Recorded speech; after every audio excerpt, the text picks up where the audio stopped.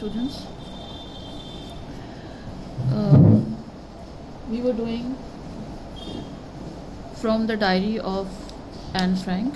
I had given you the introduction of Anne Frank, and I had told you how she started writing the diary, and she named her diary as Kitty.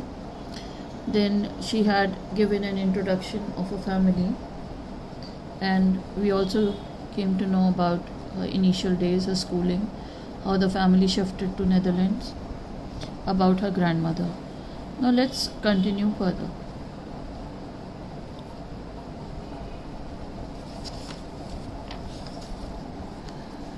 Now again she is addressing her diary and saying, "Dearest Kitty, our entire class is quaking in its boots." Quaking means shaking. The reason, of course, is the forthcoming meeting in which the teachers decide who will move up to the next form and who will be kept back. Meaning, the class was shaking, it was trembling in its boots because they were not sure as to who will go to the next grade and who will stay back in the class, because there was a meeting of the teachers and there it was to be decided that who would be promoted in the next class and who would not be successful. Half the class is making bets. GN and I laugh ourselves silly at the two boys behind us.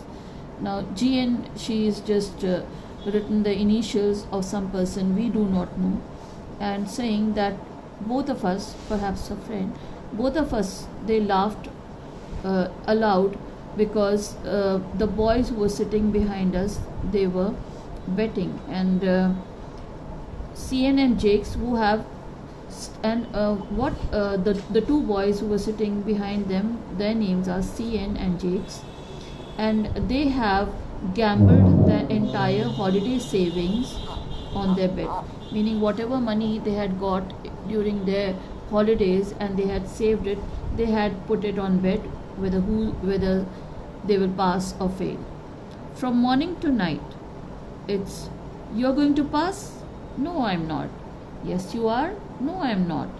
Even G's pleading glances and my angry outbursts can't calm them down. Now saying that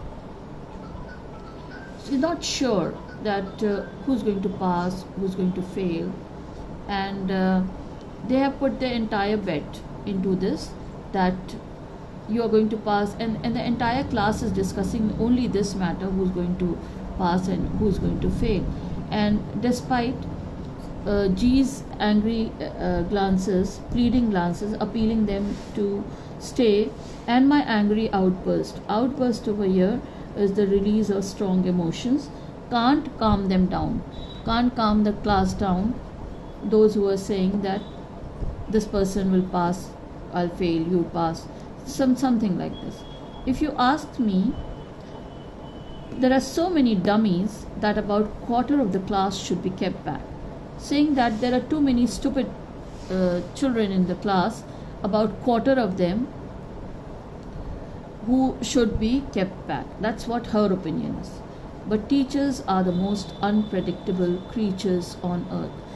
Now she's giving a comment on the teachers, saying that the teachers, they are the most unpredictable, meaning they are the most uncertain people in the entire earth. I'm not so worried about my girlfriends and myself. We'll make it. Now this girl, that's Anne, she's certain that she will be promoted, and along with her other girlfriends, the girls who are there in her class and who are her friends, they would make it to the next class. The only subject I'm not sure about is maths. And like most of the people quivering with the fear of maths, she also did not have her maths up to the mark, and she's saying that the only subject I'm not sure about is maths. Anyway, all we can do is wait. Until then, we keep telling each other not to lose heart, and then consoling each other that, "Lord, don't lose heart, we will make it. The teachers, they are unpredictable, they are uncertain. Let's see who will be promoted and who will not be." So this entire paragraph, it's telling about the classroom, where the discussion is who will be going to the next form and who will be staying back.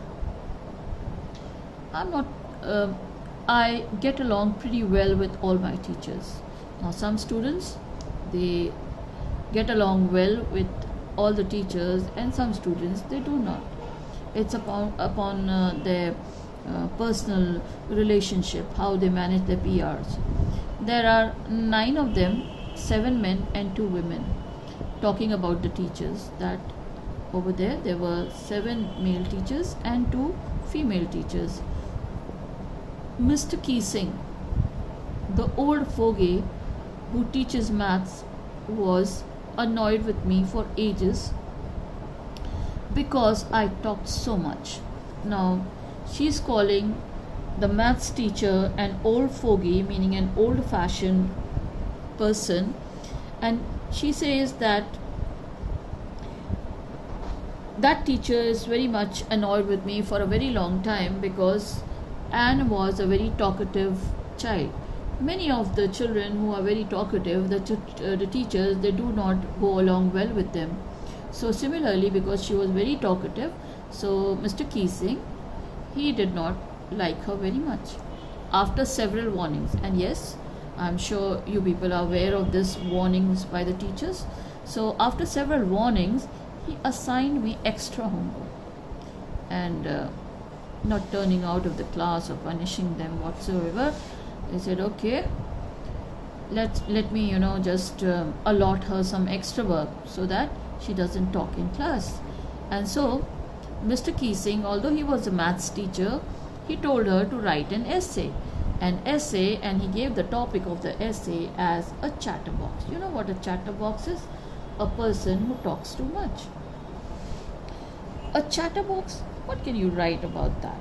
Now that's the question that rose in her mind. A chatterbox, what can you write about that? I'd worry about that later, I decided. And she thought that, well, about this topic, let me worry about it later. And she just jotted down the title in her notebook, in my notebook, tucked it in my bag, and tried to keep quiet. And after the warning, the children, they become a little more disciplined, and so she became disciplined and tried to keep quiet after pushing her books in her bag, her notebook in her bag. So many of you may identify with the ambience of the classroom. Now let's move further. That evening, after I had finished the rest of my homework, the note about the essay caught my eye. Now, after completing her homework, like most of you do, the note about writing the essay, and what was the topic of the essay? A chatterbox. So that came into her mind. I began thinking about the subject. What was the subject? A chatterbox, while chewing the tip of my fountain pen. Now this is like thinking, musing, deep thoughts. Anyone could ramble on and leave big spaces between the words, meaning to make it longer, anyone else could just go on and leave a lot of spaces between the words. But the trick was to come up with convincing arguments, now to prove the necessity of talking. Now she just did not take it as a punishment. She wanted to convince the teacher about the necessity of talking in class, and so she wanted to write about that. She wanted to put up her arguments to prove the necessity of talking. I thought, and suddenly I had an idea. I wrote the 3 pages Mr. Keesing had assigned me and was satisfied. Now, after writing the essay on the topic, she was satisfied. And I argued that talking is a student's trait, meaning it's the quality of a student to talk in class, and that I would do my best to keep it under control. And since it's a trait of a student, since it's a quality of a student, she would try her best to keep that trait, that quality under control. Not that I would never be able to cure myself of the habit, since my mother talked as much as I did, if not more, and that there's not much you can do about inherited traits. First of all, she said that it's a habit of a student to talk in class. And the next thing that she said, that it's all I have inherited it from my mother, because if not more, my mother also talks a lot. So there was nothing that you could do about inherited traits. This was the argument that she had written in her essay, A Chatterbox. Mr. Keesing had a good laugh at my arguments. That when I proceeded to talk my way through the next lesson, he assigned me a second essay. And then he has assigned him a second essay. This, to me, it was supposed to be on an incorrigible chatterbox, meaning a habitual chatterbox.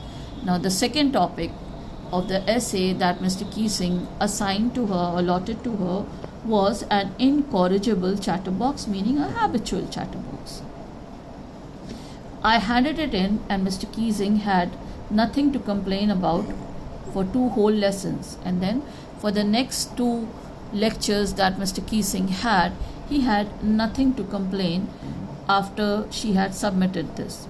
However, during the 3rd lesson, he'd finally had enough. Anne Frank, as punishment for talking in class, write an essay entitled Quack, Quack, Quack, said Mistress Chatterbox. Now, Anne continued to talk, and Mr. Keesing continued to assign her essays to write. First it was Chatterbox, then it was an incorrigible Chatterbox, and then it was Quack, Quack, Quack, said Mistress Chatterbox. 3 essays assigned to her. The class roared. I had to laugh too, though I'd early exhausted my ingenuity on the topic of chatterboxes. Now she had lost her creativity. Ingenuity means creativity. On this topic, writing it again once, then writing it again, and then writing it again. So she had almost exhausted all her creativity on the topic of chatterboxes. It was time to come up with something else, something original. My friend, one who's good in poetry, offered to help me write an essay from beginning to end in verse, and I jumped for joy. Then one of the friend who was very poetic, she knew how to write in verse, she offered her assistance, and she was overjoyed. Mr. Keesing was trying to play a joke on me with this ridiculous subject, but I'd make the joke was on him.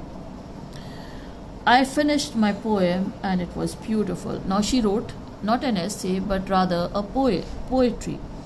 And when she finished her poem with the help of her friend who was good in verses, I finished my poem. It was beautiful. It was about a mother duck and a father swan with 3 baby ducklings who were bitten to death by the father because they quacked too much. Now, because the ducklings, they quacked too much, they were bitten to death by the father. This was the theme of the poem: a mother duck, a father swan, and 3 ducklings who used to talk a lot, and the father, because they quacked a lot, he bit them to death.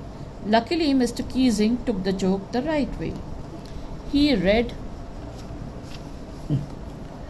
the poem in the class, adding his own comments, and to several other classes as well. Now he was so pleased with her work that he took it as a joke, and he liked it so much that not only in the class but in the other classes also he read her poem. Since then, I've been allowed to talk and haven't been assigned any extra homework. And then she was at liberty to talk, because whatever she was writing it convincingly, and that pleased Mr. Keesing. On the contrary, Mr. Keesing always making jokes these days, and then of what his nature was, he became just the opposite, and from then onwards Mr. Keesing always made jokes. And with that, she signed her diary, Yours Anne, and this whole thing is extracted from the novel The Diary of a Young Girl of Anne Frank. Now students, you will be doing this exercise in your notebook. Note it down, this one. and then you'll be doing this one